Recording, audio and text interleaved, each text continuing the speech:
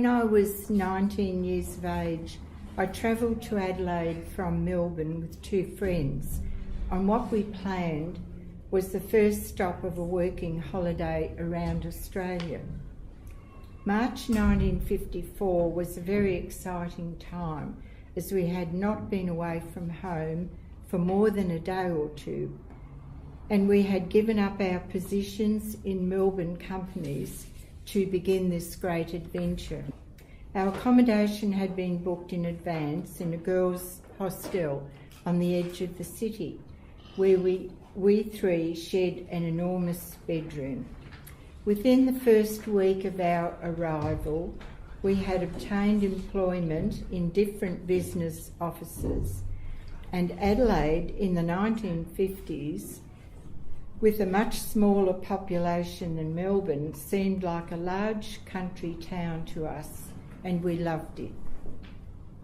We were used to riding bicycles around our Melbourne suburb, so we were soon riding to work each day, and on weekends we would cycle 12 miles along the Anzac Highway to Glenelg Beach, where we swam and sunbaked for hours, then rode home again feeling extremely tired but very happy.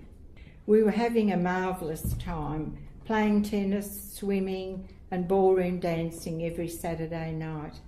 So any thoughts of moving on were put aside as we enjoyed life in Adelaide. As time went by, my two friends and I became very concerned about a group of orphans who were living at the hostel. They had been forced to leave their institution at the age of 14, so every few months there would be another 2 or 3 girls arriving with no skills or qualifications whatsoever, and they were expected to find work.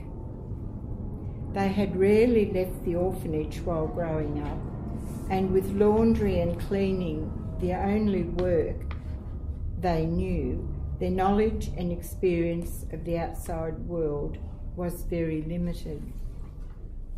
Suddenly, for those who were successful in gaining some type of employment, they had freedom and money for the first time, neither of which they knew how to handle sensibly.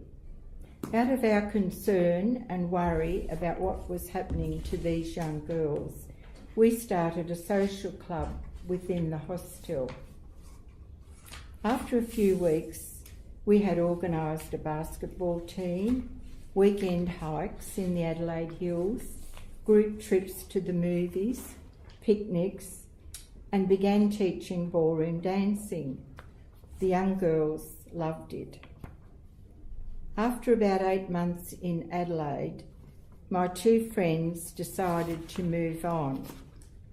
One to Perth to continue her travels, the other, feeling homesick, returned to her family in Melbourne.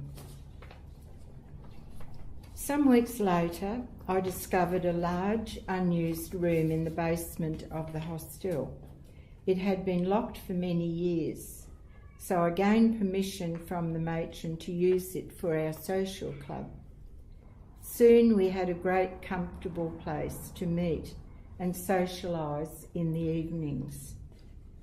Some time later, on my 21st birthday, it was very quiet as we walked down the stairs, but on opening the door, suddenly the lights were switched on and a huge crowd of people began singing Happy Birthday.